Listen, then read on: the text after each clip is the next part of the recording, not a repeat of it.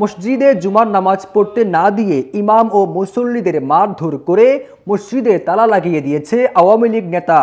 এতে মসজিদের ভেতর জুমার নামাজ পড়তে না পারায় খোলা আকাশের নিচে জুমার নামাজ আদায় করেন মুসল্লিরা। স্থানীয় মুসল্লিরা জানান, ৩ বছর আগে অভিযুক্ত ওই আওয়ামী লীগ নেতার কাছ থেকে মসজিদের জমি ক্রয় করেন মসজিদ কমিটি। পর্যায়ক্রমে সব টাকা পরিশোধ করলেও এখন ইমাম ও মুসল্লিদের মারধর এবং নামাজ পড়তে বাধা দিচ্ছে আওয়ামী লীগ নেতা জিয়াউদ্দিন সোহাগ। আল্লাহ এই মসজিদ খানাকে আপনি কবুল মঞ্জুর করিয়া দেন। এমন ঘটনা ঘটেছে ভোলার চরপেশন উপজেলায়। অভিযুক্ত জিয়াউদ্দিন সোহাগ আসলামপুর ইউনিয়নের সাবেক চেয়ারম্যান বশির আহমেদের ছেলে এবং আওয়ামী লীগ নেতা। স্থানীয়রা জানায়, ৩ বছর আগে বাইতুস সালাম জামে মসজিদ নির্মাণের জন্য ২২% জমি ক্রয় করা হয়। বায়না চুক্তি অনুযায়ী মুসল্লিরা মসজিদ নির্মাণ করে দীর্ঘদিন ধরে ৫ ওয়াক্ত নামাজ সহ জুমার নামাজ আদায় করে আসছেন।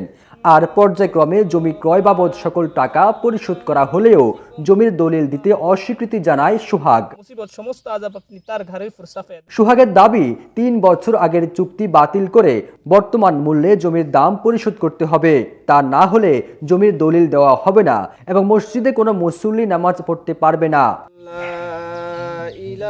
এর আগে গত ৩ জুন সোহাগের কথা অমান্য করে জোহরের নামাজ আদায় করতে গেলে ইমাম ও মুসল্লিদের মারধর করে মসজিদে তালা লাগিয়ে দেন জিয়াউদ্দিন সোহাগ।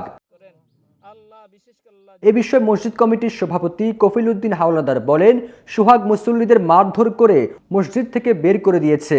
অতিরিক্ত টাকা না দেওয়া পর্যন্ত মসজিদে নামাজ পড়তে নিষেধ করেছে। অভিযোগ প্রসঙ্গে জিয়াউদ্দিন সোহাগ বলেন, আমার টাকা পরিশোধ করে নামাজ পড়তে বলেছি। এ প্রসঙ্গে Aslampur union chairman Abul Kashem military বলেন, এই ঘটনায় আমি লিখিত অভিযোগ পেয়েছি। এমন ন্যাক্কারজনক কর্মকাণ্ডের জন্য সোহাগের বিরুদ্ধে আইনগত ব্যবস্থা নেওয়া হবে।